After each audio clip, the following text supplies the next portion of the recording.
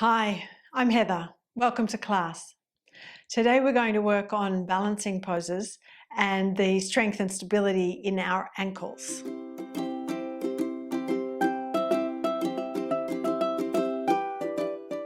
Before we begin, if you find this video helpful, be sure to like and subscribe. Hit the bell so you're notified when a new video is available. We'll use a chair to help give us a sense of secure balance. As we refer to the top of the chair, then we know we're not going to fall over. At any stage, if you want to challenge your balance more, then simply take your hands off the chair and perhaps sit your hands on your waist or stretch the arms down towards the floor like Tadasana. Whenever we do balancing postures, we are wanting to set our gaze, and often we say eyes at eye level and soften your gaze without shifting the eyes from point to point, because that often can throw us off balance. Start with your feet together, inner feet touching, ankle bones, big toe bones touching, and peel all your toes up off the floor. Still the ankle bones, big toe bones touching, then see if you can press just your big toes down. All the other toes lifting up. Can you keep the big toes touching as they press to the floor? Then peel the toes up, and now just the little toes without peeling the ankles away from each other. Ankle bones in contact, big toe bones in contact, the little toes fanning out wide to touch the floor. Then keep the little toes touching the floor, press the big toes down, and see if then you can slowly press all those three middle toes down and maintain that broadness that we've created in the ball of the foot. As we broaden our foundation, that can help with our balance. Tadasana, mountain pose. The first point of challenge is picking up that right foot and bringing the thigh to touch the chair back. And of course, you can refer to the chair with your hands if you need. But as the thigh touches the chair, that may help with your stability. And we notice the oscillations of movement in our left ankle as we're working to stabilize there. Let's swap legs. At any stage, you can refer to the chair. Pick up the right leg, and again you can bring the thigh to touch the chair back, stretch the fingertips down unless you need to refer to the chair. So now as you're picking up this left leg, we notice the oscillations of movement in our standing ankle, that right ankle, working with strengthening the ankle and maintaining a steady gaze. And replace that foot. Now we'll move on to Vrukshasana, the tree pose. Turn the right leg out and keep the ball of the foot on the floor and place the heel just above the ankle bone on that inner shin. We're working at externally rotating the right thigh and mindful that we're not lifting the right side of the pelvis up. Keep the hips level, and then can you bring your foot to the inner left knee? Right foot to the inner left knee. The arch of the foot can sit over the inner knee. And again, externally rotating the right thigh. Roll the right buttock down. Tailbone down and the navel lifting up. If you can go further, if your hip and your knee is willing, catch the ankle and bring your heel high up into the inner left thigh. Dig the heel in, then press the ball of the foot, then the toes, and get a sense that you're feeding the thigh bone back into the pelvis, and at the same time this left outer hip is sucking in to meet that right thigh bone. If your foot doesn't grip and stay against the inner left leg, then we can utilize a strap around the ankle. Place the strap around the ankle, lift the heel up and hold on to the strap. And perhaps then you work with one arm lifted. Squeeze the right buttock forward to lengthen the right knee down. Navel lifting up. If you're steady, then you can take the arms out and up, all the way up. Lift through the sides of the waist, sides of the trunk. Then perhaps we can bring the hands together, but Try not to bend the elbows. Squeeze the elbow tips in as you lift the arms. Exhale, arms all the way down. Again, you can refer to the chair for your balance as you lower that right leg. Spread the toes on the right foot. Turn the left leg out. Start with the ball of the foot on the floor, the heels on the inner shin, just above the ankle, externally rotating the thigh. And watching the left hip doesn't lift up. Keep the outer left hip descending as you then bring your foot higher up. Perhaps it sits now on the inner knee. Externally rotating the thigh. If we can go further, if the hip and the knee is willing, reach down, catch your ankle, squeeze the heel into the inner upper right thigh, drive the heel in first, press the ball of the foot, then the toes. And when you feed this left thigh bone into the pelvis, watch that you're not then sticking this right hip out. Suck the outer right hip in to meet the left thigh. So there's a feeling of compacting the hips. Then we lift up from that point. Tailbone down as you squeeze the left buttock forward. And if you wish to challenge your balance further, take the arms out and fly them up, all the way up. Lift the back ribs, lift the side ribs, and contain the front ribs as you stretch up. Perhaps you can bring the hands together, squeeze the elbow tips in, soften your gaze. Exhale, arms out and down. Again, you can refer to the chair as you step your left leg down. Tadasana, mountain pose. Now for Garudasana, the eagle pose, we're still using our chair back as a reference for balance, and we'll place a block on the floor next to the outer left foot. Legs together. Bend the knees. Cross the right thigh well over the left and dig the ball of the foot into the block. Descend the buttocks, buttock flesh down, navel up. Sometimes when we bend the knees, the buttocks start to stick back and the lumbar digs in. See if you can move buttocks down, navel up.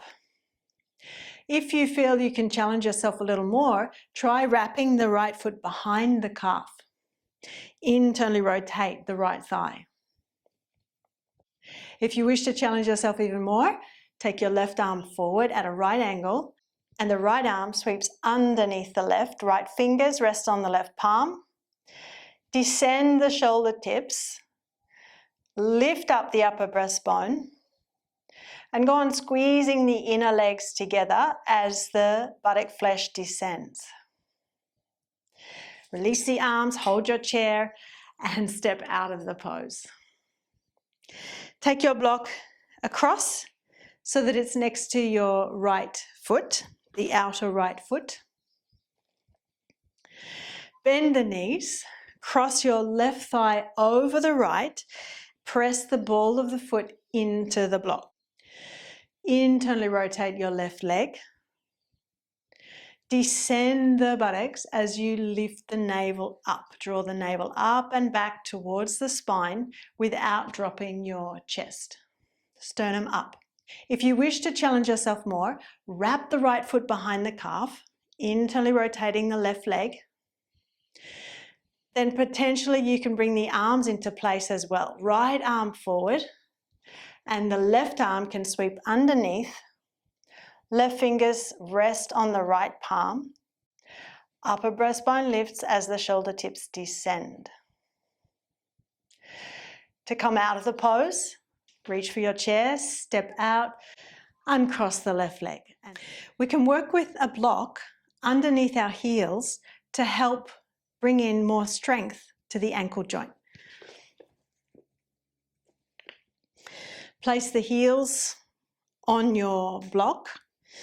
Bring the inner feet together, ankle bones, big toe bones touching. Spread the toes. Feel into your posture, sometimes when we elevate the heels, it can cause the lumbar to dig in. Can you descend the tailbone and ascend the navel? Be in Tadasana. And we'll work to challenge our balance here. Again, refer to the chair if you need. Pick up the right foot and bring the thigh to touch the chair back. And if you feel steady enough, you can take your hands onto the waist and notice the oscillations of movement in your left ankle. Then replace the right foot. Pick up the left leg. Again, you can use the chair, thigh touching the chair to help with your balance. And perhaps you can bring your hands onto the waist. Tailbone down, navel up. And again, we observe those oscillations of movement now in the right ankle as we're working to stabilize our balance. And replace that left leg. For the next pose, I'm putting a blanket on the top of the chair for a little bit of padding underneath my knee. We're moving on to Utthita Hasta Padangusthasana, number 1. Step the left heel on your block and place the right knee over the chair back. Some of you feel quite confident in balancing here, hands on the waist. If not, you can place your hands on the chair back. Either way, lift up the sternum, draw the navel up, and as we move to extend this right leg, reassure yourself if you need to by placing your hands back onto the chair top. Kick out the right heel and press the head of the right thigh down. Bend. Let's go again. Kick out the right heel, press the head of the right thigh down. Bend. Let's go one more time. Kick out that right heel, and if you can balance, hands come onto the waist. Press the head of the right thigh down. And then we'll bend that right knee and step down. Place your left heel on the block. Step left leg over the chair back. Keeping the hips level. Watch that when we elevate this left leg, we don't also elevate the hip. Outer left hip down. And to make sure that we are stable when we kick out this left leg, let's hold the chair back. Push out through the heel as you intend to straighten the knee. Press the head of the left thigh down. Watch you're not shrinking your chest. Then bend the knee. Again, kick out the heel. Push down the thigh into the chair back and bend. And we'll go once more and work to challenge our balance. Push out through the heel. Press the inner foot away from you. Reassert the lift of the breastbone.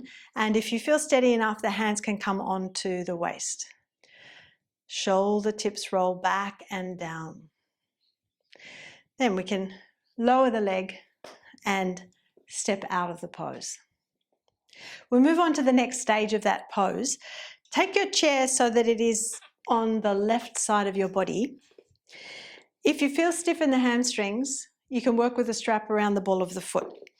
We'll pick the right leg up and place the ball of the foot into the strap. Hold on with the right hand. Bring your arm inside the leg. Squeeze the inner leg against the arm. As you're ready, extend the leg forward. Press the head of the thigh down and take care you're not counterlevering the torso back. Can you keep your torso vertically atop the pelvis and the leg, standing leg? Those who are supple, the hamstrings are willing, we catch the big toe rather than using the strap around the ball of the foot. As you're ready, extend the leg, press the head of the right thigh down and feed this upper right arm bone back into the shoulder joint rather than having it pulled forward. Outer right shoulder down. Perhaps you can challenge your balance. Place your left hand on your waist. Bend the right knee and step the right leg down to come out of the pose. And let's swap sides. Feet together. If the legs feel stiff, use your strap around the ball of the foot. Otherwise, bend up the left knee, reach to catch the big toe Squeeze the inner leg against the arm. Extend the leg. Now once more, watch you're not cantilevering your torso back or bending the standing leg. Right thigh presses back. Head of the left thigh presses down and the upper left arm pulls back into the shoulder joint. Outer left shoulder down. Then if you wish to challenge your balance more, right hand on the waist. Smooth, steady breathing. Bend the left knee and step the leg down. That's it for today. Thanks for joining me.